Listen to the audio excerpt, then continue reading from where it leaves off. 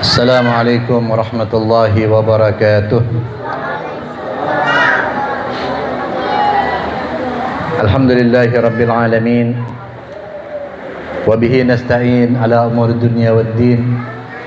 Wassalatu wassalam ala habibina wa habibi ilahil alamin, alladhi summiya bis sama'i bi Ahmad wa fil ardina bi Abil Qasimil Mustafa Muhammad.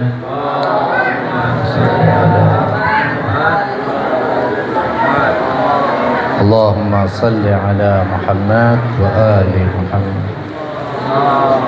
Salli ala Muhammad wa alihi tayyibin at-tahirin al-ma'sumin wa ashabihi al-muntajabin al-mayamin. Amma ba'd. Faqad qala Allah Ta'ala fi kitabihil karim, a'udzu billahi minasy syaithanir rajim. ولا تحسبن الذين قتلوا في سبيل الله أمواتا بل أحياء عند ربهم يرزقون. وقال رسول الله صلى الله عليه وآله وسلم إن في قتل ولاد الحسين حرارة من قلوب المؤمنين لن تبرد أبدا. Alhamdulillah, ikhwani wa akhwati rahimakumullah. Malam ini kita memasuki malam ketujuh dari malam-malam Ashura, menjelang puncak kesedihan di hari Ashura. Segala puji bagi Allah yang telah menjadikan kita menjadi pengikut Ahlul Bait, yang mencintai Abi Abdillahil Husain, mencintai ayahnya, bundanya, keluarganya dan keturunannya, mencintai sebagaimana yang dianjurkan dan diperintahkan oleh Allah Subhanahu wa taala. Alhamdulillah, segala puji bagi Allah juga malam ini kita termasuk orang-orang yang dipilih oleh Allah untuk sempat hadir dalam majlis ini. Wa insyaallah mudah-mudahan kehadiran kita menjadi sarana kita mendapatkan syafaatnya Rasulullah sallallahu alaihi wa alihi wasallam dan ahlul baitnya. Ikhwani wa akhwati rahimakumullah. Ada sebuah riwayat yang menceritakan tentang Al-Imam Ja'far As-Shadiq alaihi salam di hari Ashura, menjelang hari Ashura, begitu memasuki bulan Muharram. Hadisnya berbunyi begini: idza halla hilalul Ashura istadda husnuhu wa aduma buka'uhu ala musabi jaddihil Husain. Al-Imam Ja'far As-Shadiq alaihi salatu wassalam, apabila memasuki hilal Ashura, artinya bulan Ashura telah masuk, istadda husnuhu wa aduma buka'uhu, maka Al-Imam Shadiq menjadi memuncak kesedihannya. Beliau sedih dan juga meledak tangisnya. Ala musabi jaddihil Husain alaihissalam. Itu semua terjadi karena beliau selalu mengenang musibah yang menimpa kakeknya Abi Abdillahil Husain. Wan nasu ya'tuna ilaihi min kulli janibin wa makanin yu'azzunahu bil Husain. Dan orang-orang, para manusia, orang-orang sekitarnya mendatangi Abi Abdillah Al-Ja'far As-Shadiq dan dari segala penjuru untuk bertakziah kepadanya atas musibah datuknya Al-Husain. Di hari malam-malam Muharram, orang-orang datang kepada Imam Ja'far Shadiq karena pada waktu Imam Shadiq sedang dalam kondisi berduka. Wa yabkuna wa yamahuna ala musabil Husain. Dan orang-orang yang datang tersebut kepada Imam Shadiq alaihissalam yang bertakziah kepada Imam Ja'far Shadiq, lalu mereka pun turut menangis. Mereka menangis untuk mengenang musibahnya Abi Abdillahil Husain. Fa idza faraghu minal bukaihi yaqulun. Apabila mereka telah selesai dari tangisannya, maka berkatalah Al-Imam Ja'far Shadiq kepada mereka, ayuhan nas, i'lamu innal Husaina hayyun inda rabbih yurzakuna min haitsu yasha. Wahai hadirin, wahai manusia yang hadir, sesungguhnya Al-Husain hidup di sisi Tuhannya, dan Al-Husain mendapatkan rezeki dari sisi yang dia kehendaki. Seperti ayat yang tadi saya baca, wala tahsabannal ladzina qutilu fi sabilillahi amwatan bal ahya'um inda rabbihim yurzaqun. Jangan katakan orang-orang yang syahid di jalan Allah itu mati, tapi mereka hidup di sisi Allah dan mendapatkan rezeki. Hadis dari Imam Shadiq ini menjelaskan, mengatakan, ayyuhan nas i'lamu innal Husaina hayyun inda rabbih yurzakun min haitsu yasha. Wahai manusia, wahai para hadirin semua, ketahuilah Al-Husain hari ini, sekarang ini hidup di sisi Allah Subhanahu wa taala. Beliau tidak mati, beliau telah hidup di sisi Allah dan mendapatkan rizki min haitsu yasha, dari segala tempat yang ditentukan oleh Allah Subhanahu wa taala. Wa huwa alaihi salam daiman yanduru ila makani masra'ihi. Dan Abi Abdullah Al-Husain, dia selalu memandang di mana tempat dia terbunuh di Karbala. Pandangan Imam Husain dari langit sana, dari atas sana, beliau memandang tempat terbunuhnya. Wa yanduru wa man hala bihi minasyuhada, dan beliau juga memandang kepada orang-orang yang syahid bersama beliau, para sahabat-sahabatnya yang syahid bersama Abi Abdullah Al-Husain. Imam Husain memandang Karbala dan memandang sahabat-sahabatnya, para syuhada yang bersamanya tentunya, karena mereka juga tidak akan mati, hidup di sisi Allah Subhanahu wa taala. Wa yanduru ila zuwarihi wal baqina alaihi wal muqimin al aza alaihi. Dan setelah itu Imam Abi Abdullah Al-Husain melihat kepada para peziarahnya, orang yang berziarah kepada Imam Husain. Mana berziarah di sini belum tentu, bisa jadi berziarah ke Karbala atau berziarah dimanapun mereka membaca ziarah untuk Abi Abdullah Al-Husain, dan yang menangisinya, dan serta wal mukimina aza alaih, dan melaksanakan acara aza, acara duka untuknya. Wa huwa arafu bihim, Imam Husain tahu kepada mereka. Wa bi asma'ihim, dan mengetahui nama-nama mereka. Wa asma'i abaihim, dan juga Imam Husain mengetahui nama-nama orang tua mereka, abah-abah mereka. Wa bi darajatihim wa manazilihim fil jannah, dan Imam Husain juga mengetahui derajat mereka di surga, dan di mana tempat rumah-rumah mereka, istana-istana mereka di kelak di surga nantinya. Ya Allah, mudah-mudahan kami yang hadir di tempat ini adalah orang-orang yang disebutkan, yang dipandang oleh Imam Husain, yang Imam Husain mengenalkan, memandang wajah kami, mengenal orang tua kami. Ya Allah, mudah-mudahan kita yang termasuk disebutkan di sini. Wa innahu la yara man yabki alaihi fayastaghfirulah. Lalu Imam Abi Abdullah Al-Husain juga melihat kepada orang-orang yang menangisinya, lalu beristighfar kepada Allah, memohonkan ampun untuk orang yang menangis untuknya. Wa yas'alu jaddahu wa abahu wa ummahu wa akhahu ayastaghfiru li baqina alaihi wa mukimina azaahu. Dan Imam Husain juga meminta kepada kakeknya Rasulullah sallallahu alaihi wasallam, meminta kepada ibunya Zahra, dan meminta kepada saudaranya, ayahnya Ali bin Abi Thalib, dan juga kepada saudaranya Al-Imam Al-Hasan Al-Mujtaba, untuk bersama-sama memohonkan ampun untuk orang yang menangisinya, dan juga wa mukimina azahu, dan mendirikan azza, dan mendirikan majlis-majlis duka untuknya. Allah,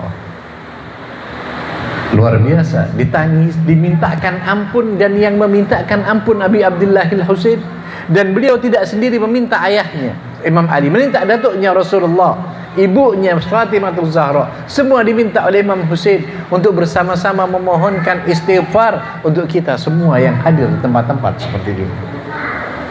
Wa yaqulu law ya'lamu za'iri wal baki alayya laqad ba'a ila ahlihi masrura. Dikatakan Imam Husain lalu berkata, apabila para penziarahku dan orang-orang yang menangisiku mengetahui ini semua, maka mereka akan kembali kepada keluarganya dalam keadaan bergembira. Ini kabar gembira yang ditujukan bagi orang-orang yang menjalani, yang mengikuti majlis azza seperti malam ini. Maka mereka kembali ke rumahnya kelak dalam kondisi bergembira. Karena apa? Karena jaminan dari Imam Husain, karena istighfarnya Imam Husain, Rasulullah, Sayyidatuna Fatimah, Imam Ali bin Abi Thalib, dan Imam Hasan untuknya. Dan selanjutnya dikatakan, wa ma yakumu min majlisihi illa wa alaihi dhanbun maka orang-orang tersebut yang duduk di majlis-majlis Husaini, dia tidak akan berdiri dari majlis duka tersebut kecuali tidak ada lagi dosa pada dirinya. Allah, ya Allah, kami pendosa ya Allah, kami duduk di tempat ini, jadikan dosa-dosa kami gugur dengan keagungan Abi Abdillahil Husain. Wasaka yawmin waladathu ummuh, dan dikatakan wasaka yawmin waladathu ummuh, dan dia bagikan bayi yang baru dilahirkan dari ibunya, bayi yang suci, bayi yang tidak punya kesalahan, bayi yang tidak punya sedikit pun dosa. Sehingga orang yang hadir di majlis Imam Husain, yang menangis untuk Imam Husain, yang melaksanakan kegiatan-kegiatan untuk Abi Abdillahil Husain, maka seharusnya mereka orang-orang yang bergembira walaupun dalam dukanya untuk Abi Abdillahil Husain. Tapi pada hakikatnya air matanya ada air mata kebahagiaan, karena di situ ada ampunan. Tetesan air mata yang menetes adalah kelak menyebabkan kita tidak menangis di hari akhir, dan dosa-dosa kita diampuni oleh Allah Subhanahu wa taala. Maka ini nikmat yang besar.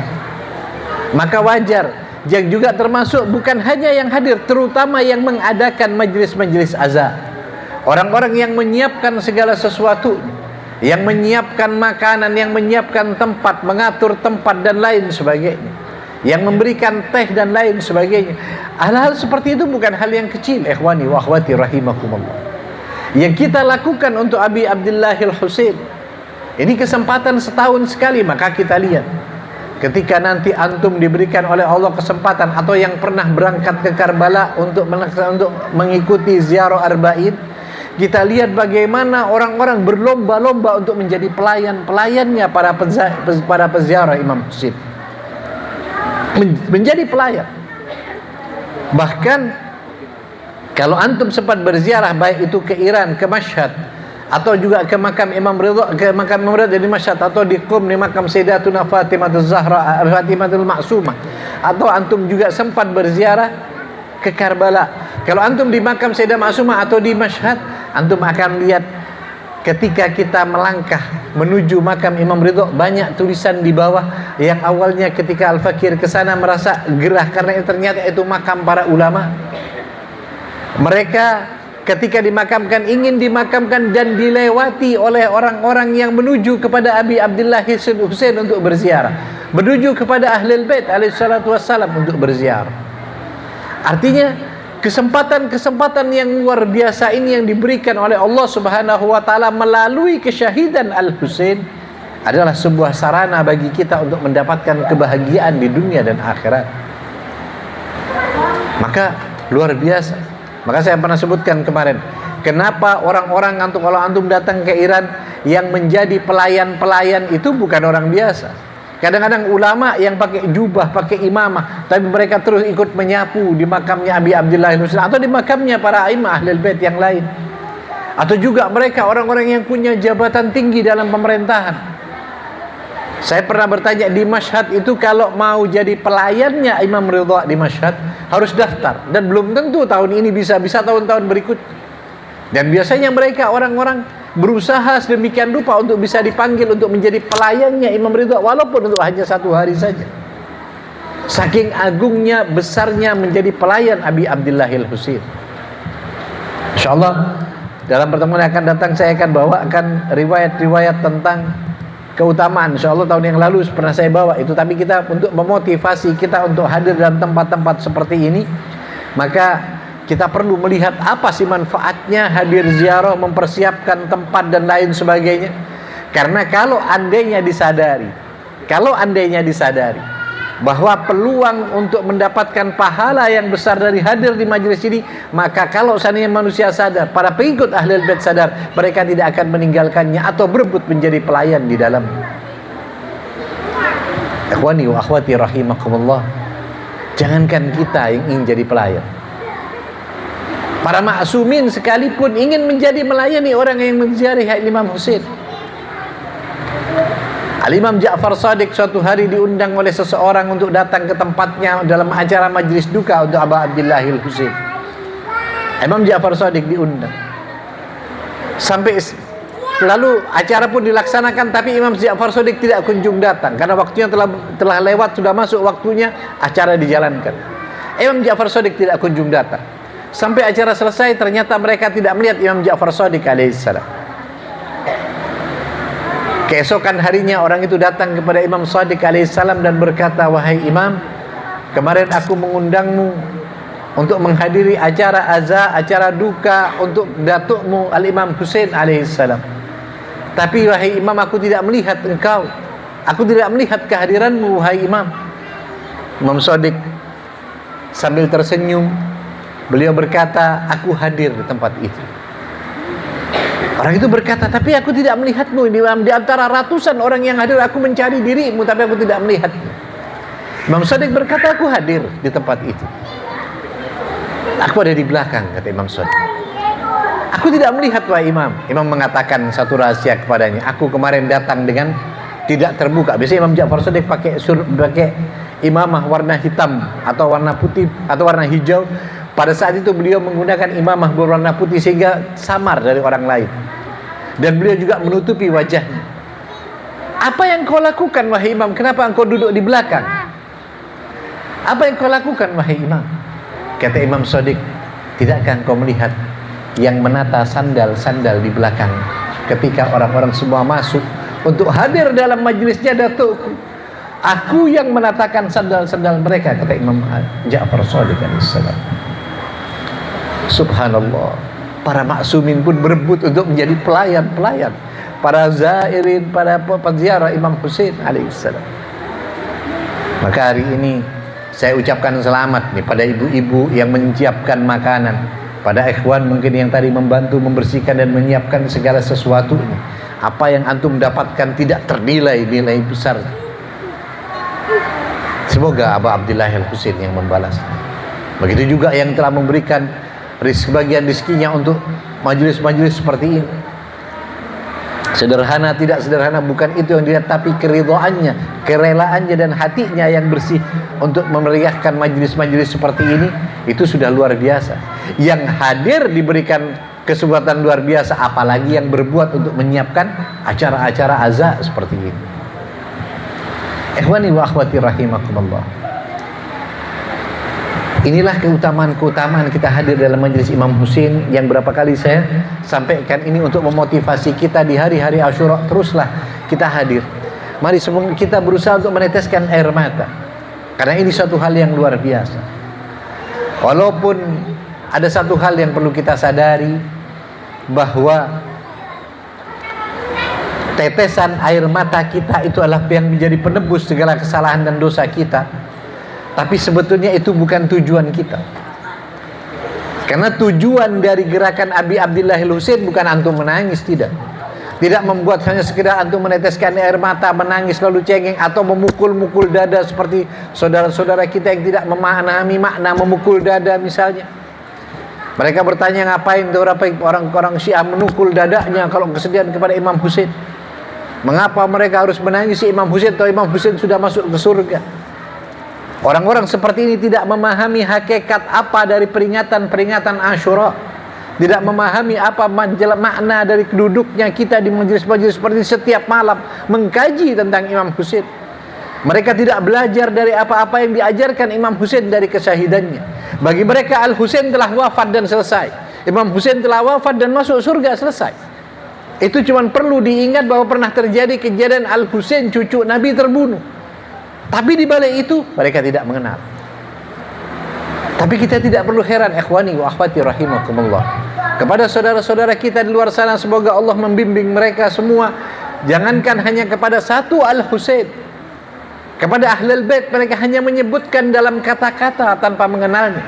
Dalam salat mereka selalu berselawat, Allahumma salli ala Sayyidina Muhammad wa ala ali Sayyidina Muhammad, dalam salawat setiap salatnya. Tapi mereka tidak mengenal Ali Muhammad. Siapa Ali Muhammad? Mereka mengatakan Ali Muhammad itu adalah keluarga Nabi, termasuk istri-istri Nabi. Bahkan yang lebih lagi mengatakan keluarga Muhammad itu adalah semua orang beriman di kaum muslimin, itu keluarganya Nabi Muhammad. Umum akhirnya. Nah, orang-orang seperti ini tidak perlu kita herankan untuk terlalu mereka bertanya, ngapain kita membentuk dada untuk Imam Husain?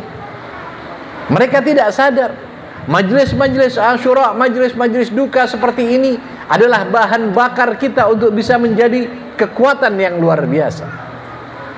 Majlis-majlis duka ini, air mata yang menetes adalah air mata api yang akan membakar orang-orang yang durjana.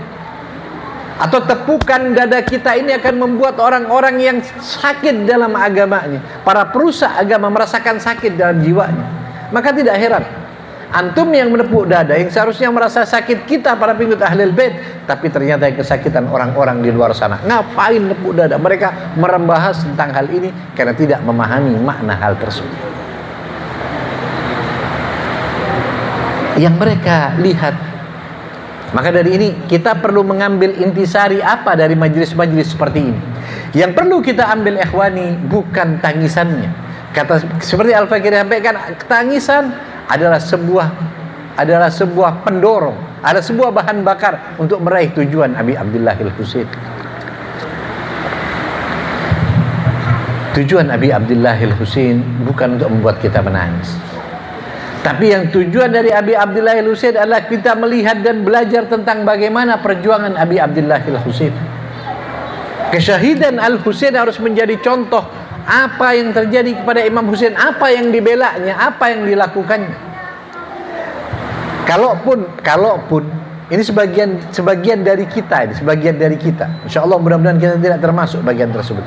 Ada sebagian kelompok pengikut Ahlul Bait yang menjadikan Asyura hanya acara ritual. Hadir di hari Asyura itu sudah cukup bagi mereka. Hari Asyura mereka menangis, meneteskan air mata, menepuk dada. Setelah itu selesai, hilang pula Al-Husain dari diri. Tidak lagi mengenal Al-Husain sampai nunggu Arba'in terakhir. Setelah itu setahun lagi baru berjumpa dengan Imam Husain. Hidupnya tidak seperti Abi Abdullah. Apakah itu yang diharapkan? La. Ikhwani wa akhwati rahimakumullah. Kalau itu hanya acara ritual, hal itu yang tidak akan merubah seseorang, maka hal itu tidak akan ditakuti oleh musuh-musuh Allah. Kalau antum cuma membuat acara ritual, mungkin kalau perlu orang Zionis tidak akan pernah takut kepada antum. Laksanakan terus, yang penting ya cukup sebatas itulah. Sebatas itu. Kita tidak harus melakukan apapun, yang penting kita menangis Imam Husain, kita sudah merasa cukup. Kita tidak belajar dari Imam Husain. Kita harus melihat apa yang ditakutkan.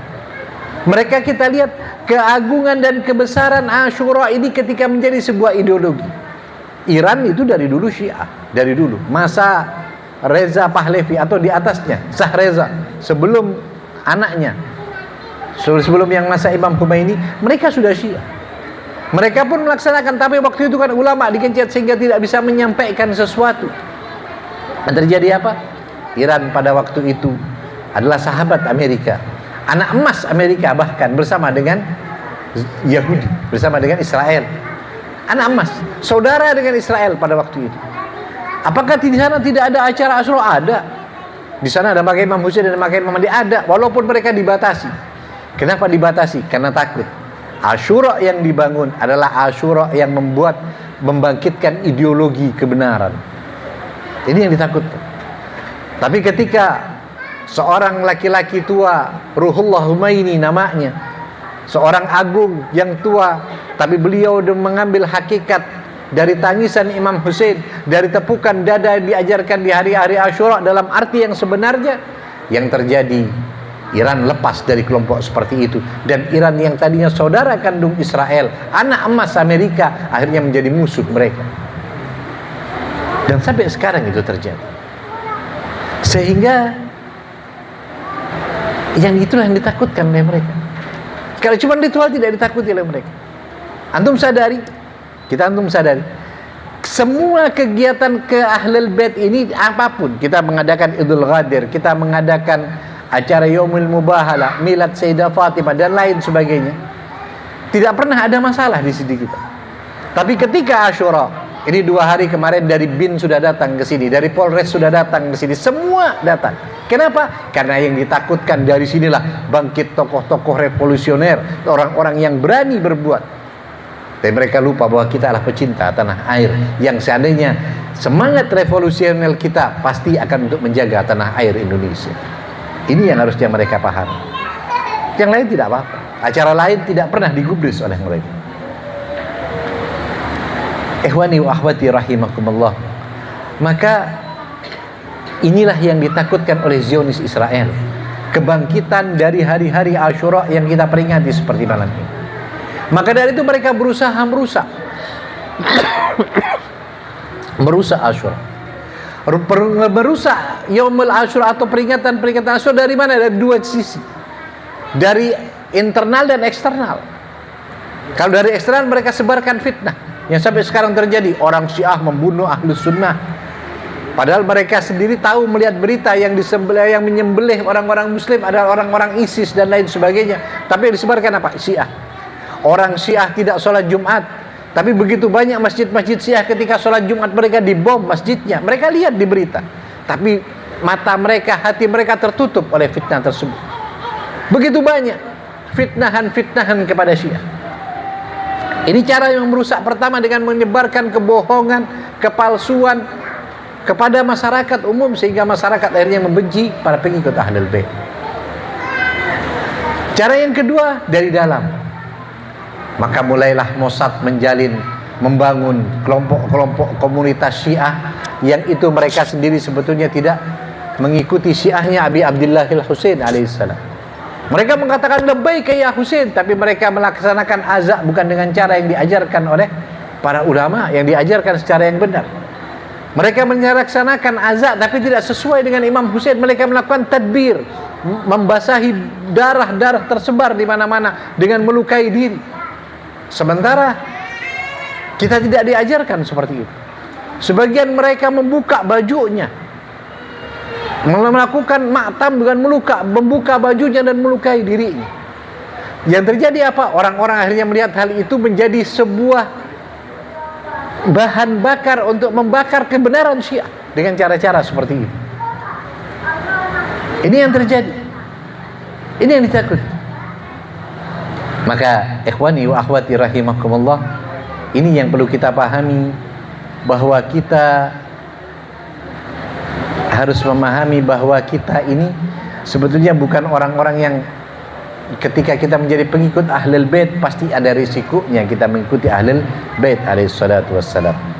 Ikhwani wa akhwati rahimakumullah, apabila kita melihat juga kebangkitan Abi Abdullah al-Husain,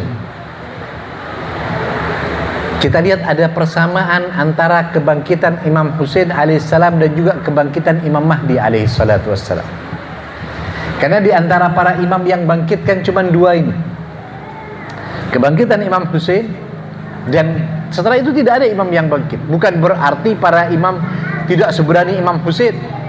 Orang mengatakan kenapa Husain yang bangkit, Hasan tidak melakukannya. Tidak berarti Imam Hasan melakukan, karena Imam Hasan tidak sederajat atau tidak seberani Imam Husain, tidak seperti itu. Tapi memang waktunya Imam Husain sudah saatnya melakukan sesuatu, dan sesuatu itu adalah bangkit. Ini yang perlu kita sadari. Ada kesamaan antara bangkitan Imam Husain dan Imam Mahdi. Bahkan Al-Imam Mahdi alaihi salatu wassalam itu kan melanjutkan kebangkitan Imam Husain. Kalau dulu Imam Husain bangkit untuk meluruskan, karena kan tujuan Imam Husain untuk bangkit ini kan bukan untuk mencari posisi, bukan untuk mencari popularitas dan lain sebagainya. Imam Husain bangkit betul-betul untuk, ya, sebagaimana beliau menuliskan surat kepada adiknya, yaitu Muhammad ibn Hanafiyah. Dalam suratnya tersebut Imam Husain menyampaikan kepada adiknya tentang tujuan Imam Husain, kenapa beliau keluar ke Karbala, kenapa beliau keluar dari kota Madinah, dan beliau tahu sebagaimana janji datuknya beliau akan dibunuh. Tapi kata Imam Husain alaihissalam, inni la ahruju ashuran wala batiran wala mufsidan wala dhalim. Aku keluar bukan untuk membuat kerusakan, membuat sesuatu yang buruk dan melakukan kezaliman, tidak. Wa innama ana kharastu li talabi islahi fi ummati jaddi Muhammad. Aku keluar ini untuk membenarkan atau untuk memperbaiki kehidupan atau kondisi umat kakekku Muhammad sallallahu alaihi wasallam. Imam Husain alaihissalatu wassalam ini kita tahu pada zamannya itu kerusakan sudah betul-betul terjadi sehingga harus diperlukan orang seperti Imam Husain yang berbuat untuk merubah hal tersebut. Bagaimana tidak rusak, ikhwani wa akhwati rahimakumullah?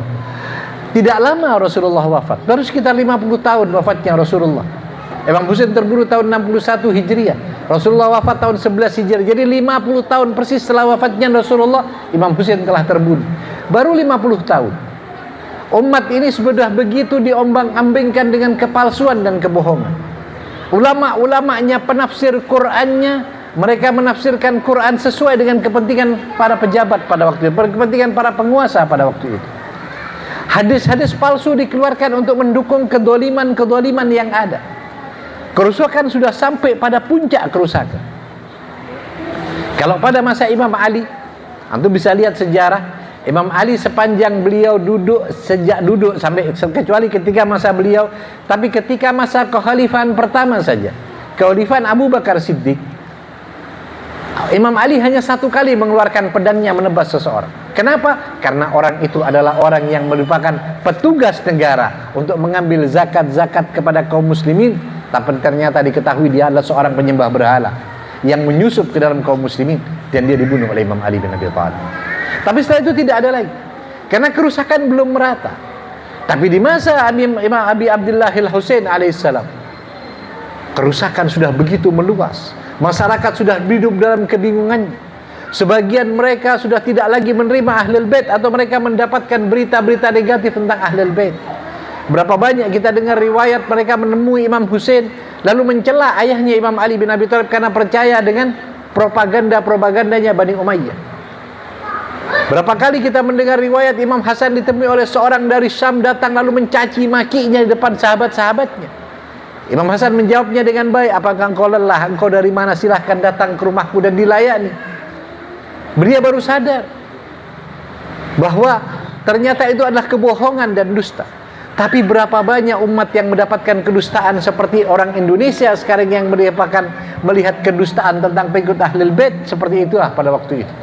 Begitu lebih banyak yang tertipu daripada yang melihat kebenaran. Itulah masa Imam Husain. Mereka telah mencapai puncak kerusakan, sehingga Imam Husain harus turun dan sampai mengorbankan dirinya, karena dengan itulah orang-orang sadar lalu bangkit. Dengan itu orang-orang kembali mencari kebenaran yang ada. Mereka tidak lagi dibohongi dengan segala sesuatu fitnah-fitnah di luar. Kali ini ada kejadian seperti sekarang nih, ketika sudah puncaknya kezaliman terlalu kemana-mana, sudah Israel sudah begitu berlebihan, Iran turun. Karena biasanya kalau sudah turun Iran dan terjadi sesuatu, orang kan melihat. Imam Husain terbunuh, orang melihat. Kenapa Al-Husain, cucunya Nabi, baru 50 tahun dibantai seperti itu. Darah Al-Husain untuk membersihkan kembali ajaran Islam. Maka itulah wajar ketika Rasulullah SAW mengatakan, Husain minni wa ana min Husain. Husain dariku dan aku dari Husain. Husain cucu Nabi, tapi ajaran Nabi dijaga oleh Al-Husain dengan darah. Dan begitu juga ikhwani wa akhwati rahimakumullah. Yang pertama dari kesamaan tersebut adalah masa di mana Imam Husain dan Imam Mahdi adalah masa yang sama di mana kerusakan sudah menyebar merajalela. Kalau masa Imam Husain mungkin masih di kalangan kaum muslimin, tapi di masa Imam Mahdi sifatnya sudah global, mendunia. Kedzaliman di mana-mana. Bukankah toh kita lihat sekarang kaum muslimin, negara-negara kaya, adakah yang membela kedzaliman, yang membela saudaranya muslim yang tertindas? Mereka tutup mata. Mereka tidak lagi melihat Palestina di sebelahnya, di tetangganya Mesir, menutup Rafah dengan ketatnya agar mereka tidak lari. Tapi ketika pengungsi Israel lari ke Mesir, dibukakan pintunya. Kaum muslimin, mereka Islam, mereka bersyahadat, mereka membaca, mereka sholat. Tapi itulah yang terjadi. Artinya Muslim sudah dalam kerusakan yang luar biasa.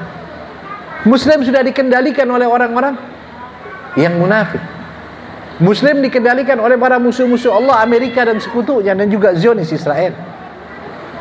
Sehingga yang terjadi sekarang adalah kerusakan yang luar biasa. Sehingga karena kerusakan itu, Al-Imamul Mahdi ajalallahu ta'ala farajahu syarif harus turun nanti untuk membereskan.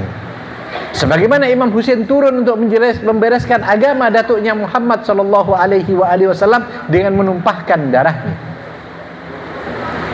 Kesamaan yang pertama dari Imam Husain dan Imam Mahdi alaihissalam adalah kondisi pada waktu itu kedoliman telah merajalela. Ya. Karena pada masa Imam Mahdi kan beliau turun memang untuk meluruskan. Kemudian beliau mengatakan, bahkan ada yang mengatakan kan beliau Imam Mahdi pernah mengatakan nanti ketika bangkit beliau mengatakan, ala ya ahlal alam ana imamul muntaqim, wahai penghuni alam, aku adalah imam yang melakukan pembalasan. Ya, pembalasan atas kedoliman. Kedoliman apa? Kedoliman sejak dari dulu yang belum terbalaskan, sekarang waktunya, karena balasan dari Allah pasti turun. Beliau mengatakan, ala ya ahlal alam ana somsomun muntakim, akulah pedang yang menebas orang-orang yang durjana. Ala ya ahlal alam inna jaddil Husain qatalahu atsan, wahai penghuni alam, ketahuilah aku cucu Al-Husain yang mati dalam keadaan kehausan. Ala ya ahlal alam inna jaddi Al-Husain tarafuhu uryan, wahai penghuni semesta alam, ketahuilah kalian bahwa ayahku datukku Al-Husain terbunuh dalam keadaan tidak berbusana, akan dihancurkan oleh mereka. Ala ya ahlam alam inna jaddi Al-Husain sahaquhu udwana, wahai penghuni alam, ketahuilah mereka membantai atas dasar kedengkian dan permusuhan. Imam Mahdi turun bangkit nanti untuk meluruskan hal ini. Ini yang pertama. Kesamaan yang terjadi di Imam Mahdi, terjadinya kerusakan yang luar biasa. Ya. Karena sedikit mengulas, tambahan sedikit mengulas, pada waktu itu kerusakannya begitu luar biasa sampai mereka memposisikan seorang yang betul-betul sudah dalam kondisi kafir. Dan sebagian ulama Ahlus Sunnah mengatakan Yazid sudah jatuh pada kekafiran. Bagaimana tidak, ikhwani? Yazid dalam syairnya dia mengatakan, dalam salah satu bait syairnya dia mengatakan, la ibad Banu Hashim bil mulki la khabarun jaa wala wahyun nazal. Itu Bani Hashim main-main saja, dia pun jadi penguasa dia. Sungguh tidak ada, katanya tidak ada itu kenabian, dan wala wahyun nazal, tidak ada wahyu yang turun. Dia sudah menafikan kenabiannya Muhammad sallallahu alaihi wasallam. Ini terjadi pada waktu Yazid. Ini terjadi sejak ayahnya Muawiyah itu katanya kalau setiap dengar azan ada sebutan asyhadu anna Muhammadur Rasulullah, dia berkata, kenapa harus nyebut nama Muhammad itu? Gimana caranya supaya nama itu tidak disebut lagi dalam azan? Usahanya untuk merubah. Usaha itu satu yang berhasil dari azan yang dihilangkan, hayya ala khairil amal. Karena khairil amal itu artinya kebangkitan, dan yang mereka takut adalah kebangkitan, maka itu dihilangkan, diganti dengan as-salatu khairum minan naum. Salat lebih baik daripada tidur. Itu yang terjadi. Sehingga ikhwani, ini yang terjadi pada saat itu, kerusakan begitu luar biasa. Al-Qaim juga mendapatkan, Al-Mahdi Al-Muntadhar ajallahu ta'ala juga mendapatkan kondisi yang sangat rusak. Ya. Kan Allah Rasulullah juga mengatakan Al-Mahdi ini munculnya kapan? Ketika muncul beliau akan yamla'u ardon kiston wa adla ba'da ma muli'ad dulman wajro.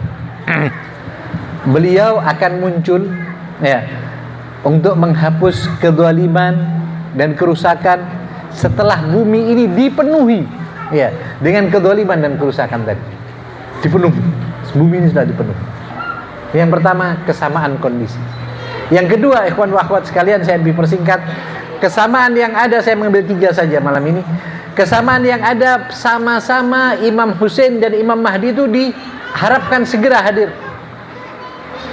Orang-orang pada waktu itu ketika menulis surat Imam Husain, orang-orang Kufah yang menulis surat, mengirim surat kepada Imam Husain, mereka mengatakan al-ajal ya ibna Rasulillah, segeralah datang wahai putra Rasulullah, kami menunggu kehadiranmu. Walaupun akhirnya mereka berkhianat kepada Imam Husain alaihissalam. Al-ajal, al-ajal ya Rasulullah. Sebagaimana kita juga memanggil Al-Imam Mahdi, al-ajal, al-ajal ya sahibaz zaman. Kita juga memanggil agar segera Imam Mahdi hadir. Ini kesamaan yang kedua, diharapkan segera hadir. Begitu juga yang ketiga adalah kondisi kaum muslimin. Kalau tadi kondisi alam yang memang rusak segala sesuatunya, kondisi kaum muslimin pada waktu ini sudah terjadi kerusakan.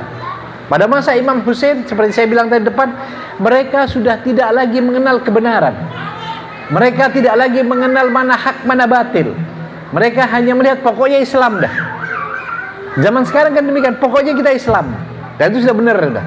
Tapi kalau ada kelompok yang mengatakan harusnya begini, harusnya begitu, mereka akan serang orang-orang tersebut. Pokoknya Islam. Islam ala mereka. Mereka mengatakan kami cinta Nabi Muhammad. Ketika ada orang mengatakan itu ayat abasa wa tawalla yang bermuka masam, bukan Nabi, mereka akan serang orang-orang seperti itu.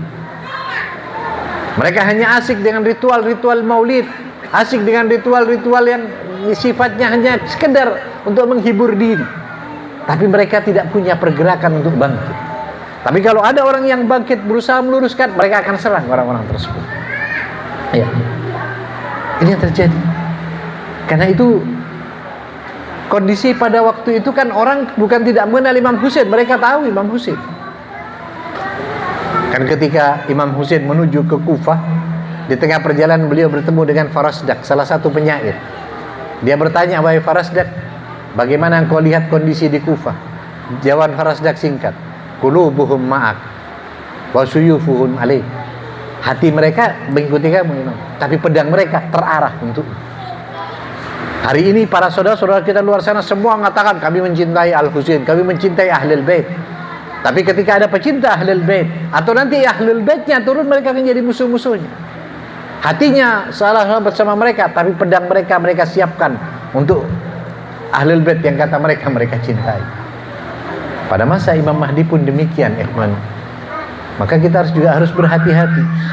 Jangan sampai nanti ketika Imam Mahdi turun, karena kan tidak menjadi jaminan. Seperti saya bilang kemarin, tidak menjadi jaminan. Sekarang kita pengikut Ahlul Bait, mengikuti acara Asyura, besok atau lusa kita berubah. Atau orang-orang yang sekarang tidak mengenal Ahlul Bait, membenci Ahlul Bait, tapi tiba-tiba nanti berubah. Kita di masa Imam Hussein itu sudah ada contohnya. Kita tahu bahwa Umar bin Sa'ad bin Abi Waqqas, sahabat Nabi Sa'ad bin Abi Waqqas, anaknya namanya Umar bin Sa'ad. Umar bin Sa'ad bin Abi Waqqas ini adalah teman bermain Imam Hussein. Kenal betul siapa Imam Hussein. Kita tahu juga Ibn Muljam yang merupakan seorang penghafal Al-Quran. Siapa dia? Murid Imam Ali bin Abi Thalib, dan dia yang menebas kepala Imam Ali bin Abi Thalib. Dan banyak lagi, saya bisa sebutkan sekian banyak orang yang bukan tidak mengenal. Maka dari itu Imam Hussein ketika di Karbala masih mengingatkan kepada mereka. Mereka bukan tidak mengenal Imam Hussein. Imam Hussein masih mengenalkan, Ana Hussein, aku cucunya Muhammad, aku salah satu dari Ahlul Kisah, aku adalah disebut pemuda Ahlus Surga. Berkali-kali Imam Hussein mengingatkan untuk mengingatkan mereka. Tapi mata mereka tertutup, hati mereka tertutup. Ini terjadi. Kelak di masa Imam Mahdi alaihissalatu wassalam, sama hal itu akan terjadi. Imam Mahdi muncul, sekarang orang-orang depan sana, maka saudara-saudara kita di sana mengatakan Imam Mahdi tidak perlu ditunggu. Nanti kalau datang ya datang sudah, kita pasti ngikut. Nanti itu yang terjadi. Saudara-saudara kita di depan sana tidak ada keyakinan bahwa Imam Mahdi akan datang kapan, ya terserah. Imam Mahdi belum lahir, Imam Mahdinya. Kalau lahir nanti masih proses sekian lama, belum tahu kapan. Ya. Walaupun sebagian mengatakan sudah lahir. Tapi kalau kita sudah punya keyakinan Imam Mahdi sudah duhur, maka ketika Imam Mahdi duhur, yang mereka mengatakan saya bersama Imam Mahdi, saya bersama Imam Mahdi, tapi kelak pedang-pedang mereka akan mengarah kepada Imam Mahdi al-Muntadhar. Seperti Husain, qulubuhum ma'ak, hatinya bersamamu, tapi pedangnya akan diarahkan kepada. Ini yang terjadi. Kenapa? Karena tidak ada pengenalan kepada Abi Abdullah al-Husain, tidak ada pengenalan kepada Al-Imam Al-Mahdi al-Muntadhar. Ikhwani wa akhwati rahimahumullah, 3 hal ini dulu yang kita bahas. Imam Hussein memang kondisinya dia harus bangkit pada waktu itu. Yang kedua ada kesamaannya, beliau selalu diharapkan segera hadir. Al-ajal, al-ajal, segeralah. Dan yang ketiga, mereka orang-orang Islam sudah sampai pada puncak kerusakan pada waktu itu. Seperti sekarang, seperti yang saya sebutkan tadi, Islam sudah tidak jelas yang mana yang Islam, mana yang kafir. Yang Islam membela yang kafir. Sekarang malah banyak orang kafir yang membela umat Islam. Ya, kita lihat di Amerika yang tempatnya iblis sekalipun di sana, pembela-pembela Palestina banyak yang hadir. Di Belanda yang tempat bukan orang kaum muslimin, yang membela malah orang-orang yang tidak beriman kepada Allah. Itu terjadi sekarang. Pada masa Imam Husain pun demikian. Pada masa Imam Husain, jangan anggap semua pejuang yang bersama Imam Husain itu adalah orang-orang yang bersama memang selalu kenal, dapat sudah dari awal kenal Imam Husain. Tidak. Kalau yang tadi yang membunuh Imam Husain, ada yang sudah tahu Imam Husain, ada yang membela Imam Husain sampai syahid bersama Imam Husain, tapi beliau yang awalnya dia tidak menjadi pengikut dan pecinta Imam Husain. Siapa dia? Dia sahabat Zuhair. Zuhair Ibnul Qain itu adalah orang yang pertamanya, awalnya dia termasuk orang yang mendapatkan fitnah dari Muawiyah. Dia menganggap Imam Husain bukan orang yang lurus. Tapi ketika didatangi oleh Imam Husain, diundang oleh Imam Husain, awalnya ketika diundang, Zuhair menolak. Dia mengatakan, aku tidak ada urusan sama Al-Husain. Tapi peran seorang istri, makanya peran seorang istri perlu ibu-ibu pejamkan. Istri Zuhair yang luar biasa. Dia berkata kepada Zuhair, temuilah, bagaimanapun ini cucu Rasulullah. Lihat dulu apa yang dikatakan. Jangan kau percaya dengan ucapan orang. Dia mengundangmu, datanglah, karena dia cucu Rasulullah. Zuhair yang awalnya pengikut Umawi, ikut madhabnya Bani Umayyah, tapi ketika berjumpa dengan Imam Husain, dia menangis di hadapan Imam Husain dan menyiapkan dirinya untuk ikut kepada Imam Husain. Dia kembali kepada istrinya dan berkata, wahai istriku. Zuhair seorang yang kaya, bukan orang miskin. Dia pedagang kaya. Dia berkata kepada istrinya yang cantik jelita, dia mengatakan, wahai istriku, hari ini aku menceraikanmu, dan harta ini aku serahkan semua kepadamu. Pergilah engkau agar engkau selamat. Aku ingin kehidupan dan keselamatan untukmu, dan aku akan pergi bersama Abi Abdullah Al-Husain alaihissalatu wassalam. Dan Zuhair syahid. Walaupun pada awalnya dia tidak mengenal Al-Husain, atau bahkan menjadi orang yang tidak menyukai Abi Abdullah Al-Husain, tapi hatinya bersih. Ini orang-orang yang hanya mendapatkan fitnah demi fitnah. Karena banyak orang yang terfitnah. Maka kalau kita melihat orang-orang di luar sana, banyak yang tidak kenal Syiah, tapi hatinya bersih. Dia tidak meletakkan kedustaan dalam hatinya. Kadang-kadang dia bisa mendapatkan hidayah dari Allah Subhanahu wa ta'ala. InsyaAllah dalam pertemuan yang akan datang, kita akan bahas lagi hal tersebut, untuk memperdalam siapa-siapa saja dan seperti apa kondisi yang ada. Mudah-mudahan Allah meridhai kita semua. Yang jelas, selamat bagi antum orang-orang yang beruntung untuk hadir dalam majlis ini. Ingatlah, ketika antum berdiri, Imam Husain telah memohonkan istighfar untuk antum. Ingatlah, nama-nama antum, aba-aba antum, tempat antum sekalian sudah dicatat oleh Imam Husain alaihissalam. Dan teruskah seperti itu, agar Imam Husain tidak pernah melupakan kita. Setiap malam kita hadir, dan kelak di kubur kita berkata kepada Imam Husain, ketika kematian datang menjemput kita, minimal kita berkata, ya Imam, aku hadir dalam majlis dukamu, aku meneteskan air mata untukmu, dan Imam, akuilah aku sebagai pecintamu. Maka itu jalan keselamatan untuk kita semua. Wassallallahu ala Muhammad wa ala alihi tahirin wal afu minkum. Wassalamualaikum warahmatullahi wabarakatuh.